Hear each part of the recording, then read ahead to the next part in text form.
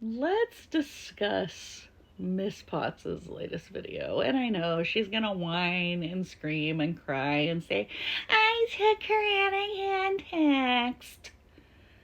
Not really. No.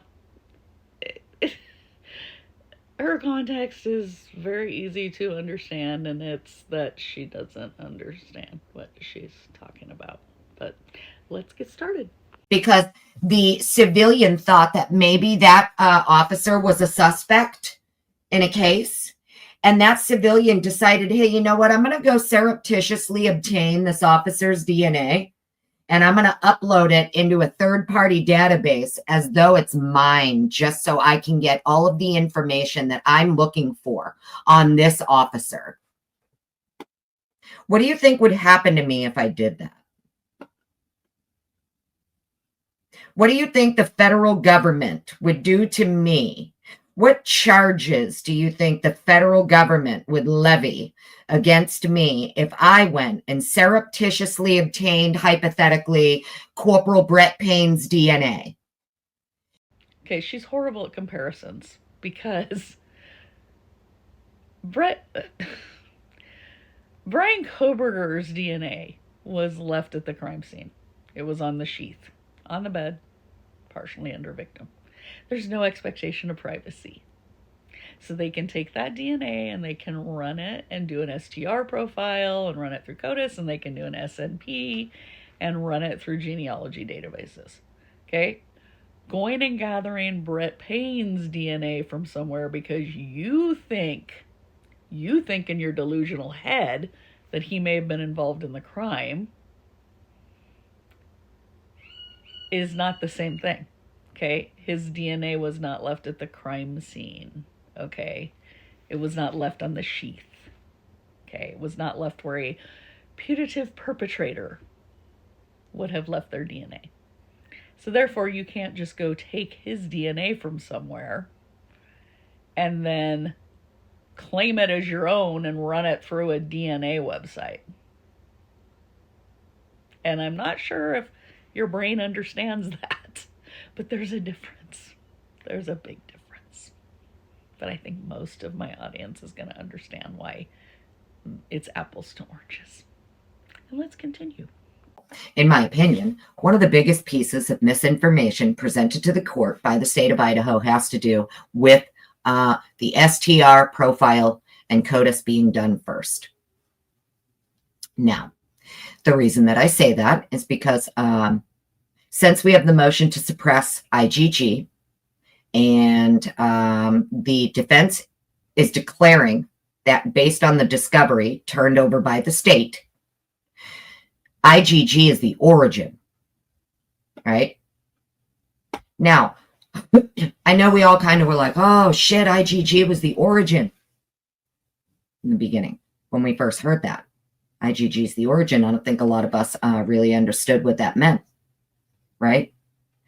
What it really means when you have the defense coming out claiming that based on the discovery turned over by the state, it would appear IGG is the origin. That is the defense saying, without saying, that the state of Idaho lied to the magistrate in their sworn declarations, because the state of Idaho swore that they did STR and CODIS first. The problem is that the state is the one declaring under oath that they did the STR and CODIS first. And when no hit was produced, that is why they went and made their trees, or they did their two SNPs, one for ISP and one for Othram. Okay. And what Ann Taylor is saying is that the two SNPs, that's what was done first. So they're lying about the order in which they did things. Okay. Because policy per DOJ states you can't use IGG for an arrest. You are not to use the IGG identification for arrest anyway. And furthermore, you are not supposed to do IGG until you've done CODIS. So they were covering their ass. That's what they're doing. We all know that. They're covering their ass. But the problem is that they got caught. They got caught. Their discovery would appear to show that IgG was done first, which means they did not do CODIS first. They didn't do the STR profile first, as they alleged to the court. No, that's absolutely not true. STR was done first.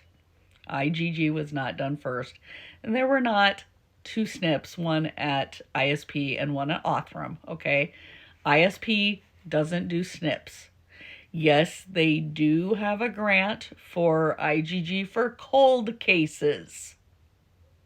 But the ISP Forensics Lab does not do SNPs for active cases.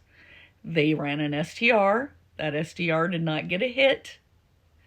So then they sent the DNA to Othram, who did an SNP profile. Okay? They are not lying. The STR was done first.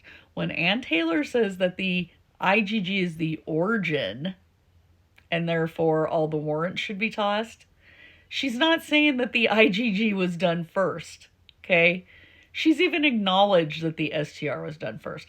She's saying that the IgG, she believes, was how they came up with his name and that they didn't have his name any other way. And so therefore, IgG was the only way they came up with it, and so it's not a tip, that it's the origin of everything. That is what she's saying, okay?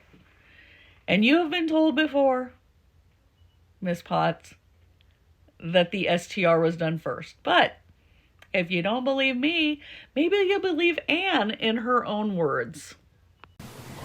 I'm talking about the Idaho State Police Forensics Lab taking a piece of evidence given to them by Moscow Police Department, collected at the scene, developing a STR profile, uploading it into CODIS, and I think that's the King case that says that's fine. I know Idaho has statutes on CODIS. Uploading it there and producing nothing. There are no results there. I'm talking about the next set of moves that are super secret, that happen when there's a portion of the DNA taken and it's searched by Othram to create a SNP. What we have here with our subsequent search, I talked a lot about that before, I won't go too far on that. This is a second search and a third search if we're just focusing on the two SNP files. These are extra searches that happen after the initial search is done and the STR profile is developed and it goes into the CODIS database. So for anybody who's not understanding why it's such a problem that the state, right? What do you mean we don't have to turn over IgG? No, we don't. You do, not only under Idaho criminal rule, but per DOJ policy, it states, if a suspect is identified, the agency is required to retain all profiles, account information, and data. So required to retain, that doesn't mean that if you feel like it or if your heart tells you to. It means you're required to retain the information. Okay, so before we get into the Idaho policies for discovery on IgG, I wanted to point out that when she's reading this DOJ policy, she left out a huge part, and that was the part she didn't highlight. And I screenshot that so that we could look at it. So if you look at this, this is talking about if they identified individuals that are one or more genetic associations. So if when they had put Koberger's DNA into the SNP and looked at the genealogy databases, if they found other people to which may require additional investigative work and testing, then that says if the suspect is identified that way, then they are required to retain all the FGG profile, account information, and data from those people that they had to do the additional investigative work and testing on. So she's leaving out a very big part there. That was not saying that they have to retain that information if it was just they found Koberger's name from the family tree, but they didn't do any more testing. This would be a situation where if when they created their family tree, let's say they found some names of people and then they went out and did boots on the ground and started talking to family members like they did with the Golden State Killer. They went and talked to a cousin that they found for the family tree. Now, in some of these cases, they'll go talk to cousins that and family members that weren't in the genealogy database. They will ask permission to do their DNA, to run their DNA to compare. That's what it's talking about. If further testing is needed, but she conveniently didn't highlight that part and left that part out. Also, let's look at Idaho code, because this shows you that IGG is not part of discovery per Idaho law. Okay, so here's where we find that the IGG would not be discoverable. So it's under ICR 16, so the Idaho criminal rules, and then under discovery and inspection, and then you go down to section 4, and it talks about documents and tangible objects. And if you go down, it says B, are intended for use by the prosecutor as evidence at trial. Well, they had already said the IGG was not going to be used as evidence at trial. So therefore, it's not discoverable because it is documents. That family tree and all that are documents and tangible objects. Then it says C, were obtained from the defendant or belong to the defendant. The DNA left at the crime scene has no expectation of privacy, so that's ruled out from here, even though that's his DNA. And the DNA of family members does not belong to the defendant. It was not obtained from the defendant. It does not belong to the defendant. So anything found through a SNP profile on a database, a family database, 23andMe, GED match, etc., is not obtained from the defendant nor belongs to the defendant. He has no expectation of privacy over that. It is not his. Therefore, that is an exception to the discovery rule. Now, for whatever reason, Judge decided to let the defense have some of that IGG discovery, even though Idaho code doesn't say they have to. And that kind of created this whole big mess now with Anne thinking that she can keep asking for more and more of it in her discovery requests. Somehow I feel like if Hippler had been on this case from the start, he would have said, no, you're not getting that in discovery. And also you heard Jeff Nye say in the hearings last month that the defense already has gotten more than any other defense on any case that IGG was used in. And that's because it's normally not discoverable. It was a tip. It doesn't belong to Koberger. It wasn't his DNA that it was matched to. It was other people on that family tree. It's not discoverable. But let's continue. An investigative agency must seek informed consent from third parties before collecting reference samples that will be used for FGGS. Wait till this part is where you're going to get into Koberger's daddy's fucking trash. Right here. This is where we're going to get into the collection of daddy's trash. Okay. An investigative agency must seek informed consent from third parties before collecting reference samples that will be used for FGGS, unless it concludes that case-specific circumstances provide reasonable grounds to believe that this request would compromise the integrity of the investigation. If that determination is made, the investigative agency shall consult with and receive approval from the prosecutor before covertly collecting any reference samples that will be used for FGGS. So you see, they had to get approval from the prosecutor here to go take daddy's trash. Well, no, you are wrong. Michael Koberger's DNA sample from the trash was not done through FGGS. Okay, that's like the IgG, that's the genetic genealogy where a SNP profile would be made. That's not what they did.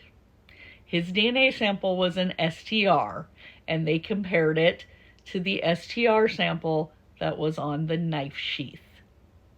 They did not need to get permission from the prosecutor to go get the trash, nor did they need a warrant to get the trash. And Judge Hippler already went over that pretty well, stating that it had been put out at the curb.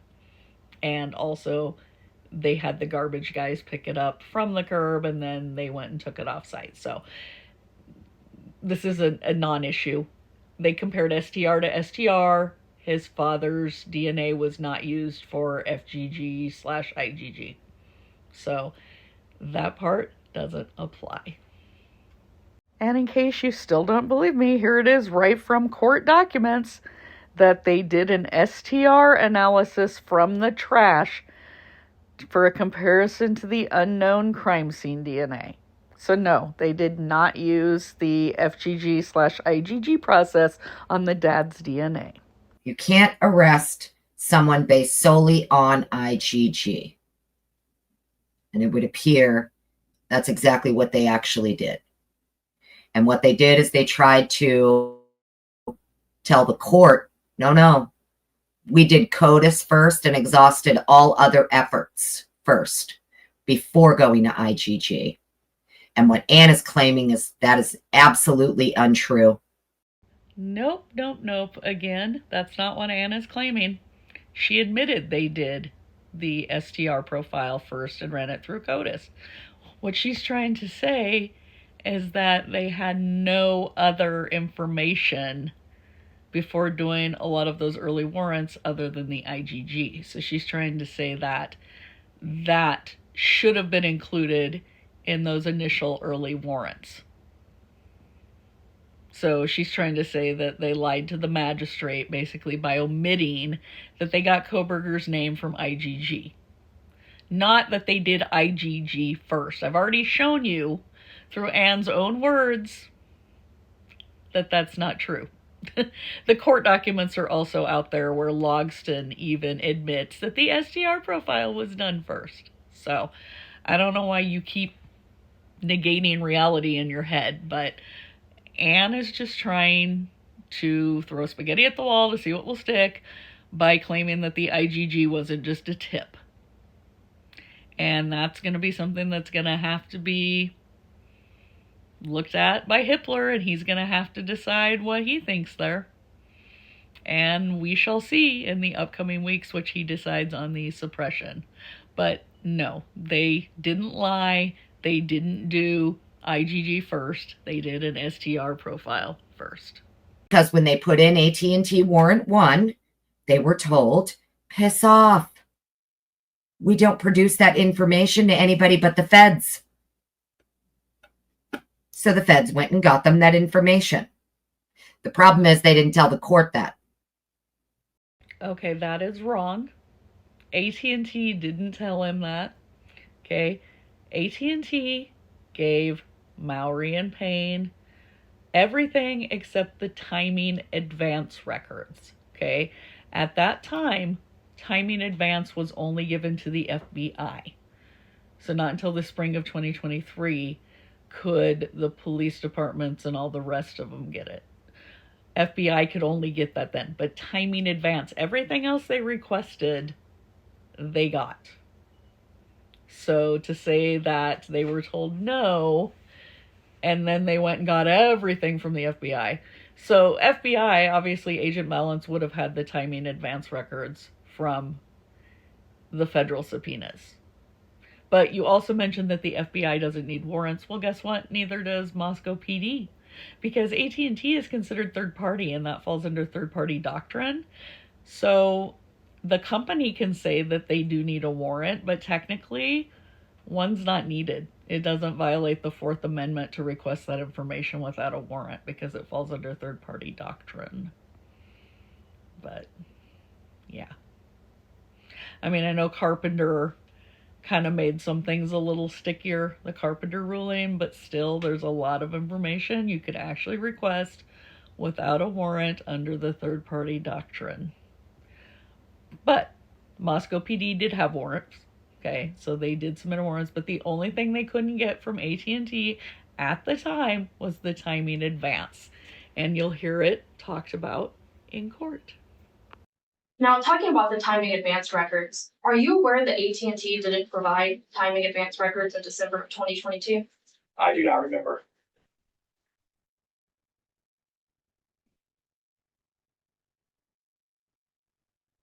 Are you aware that they did not start providing those records until May of 2023? Objection relating. Cross-examination. It is overruled. Go ahead. I'll re-ask. Are you aware that AT&T did not start providing those records until May of 2023? Yes. I don't have anything further. Okay, so hopefully that helped people understand again how the whole DNA process went. They got the DNA off the knife sheath. They did an STR profile at the ISP lab. It did not return anything in CODIS because Koberger hadn't been in CODIS before. So then they sent that to Othram for a SNP profile. And then Othram then gave it over to the FBI, who then continued further with the process and found a hit family tree wise. Okay, not a direct hit to Koberger, but family tree that gave them the name, and then that was given to Moscow PD, and they're saying as a tip. Now, in order to arrest, you cannot do it off IgG, so you have to get STR. So that's when they went and did the trash pull. They were hoping to get Koberger's DNA out of the trash to get the STR match there, but they ended up with the father's. It was not an FGG/IgG. They did not do a SNP. It was another STR profile, and they got that match from the father to what was on the knife sheath, saying that it could only be the male offspring of Michael Koberger, whose DNA appeared on the knife sheath. That was enough to get the arrest, okay? So they didn't get the arrest off of IgG. They didn't do IgG first, okay? Ann's argument is that they only used IgG to get his name and nothing else.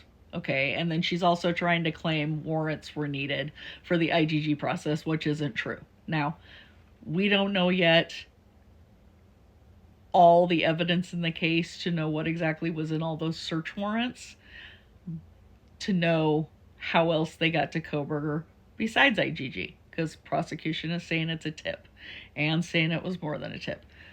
That's something that will definitely need to be hashed out.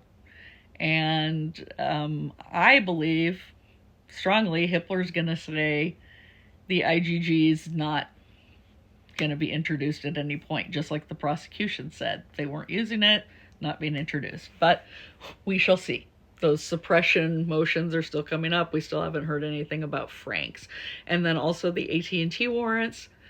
They received a whole bunch of information back. They just didn't receive the timing advance. But the FBI did receive the timing advance. Because remember, they were already investigating Koberger through the federal grand jury. And hope that clears some things up. If there's anything else you need me to discuss, let me know.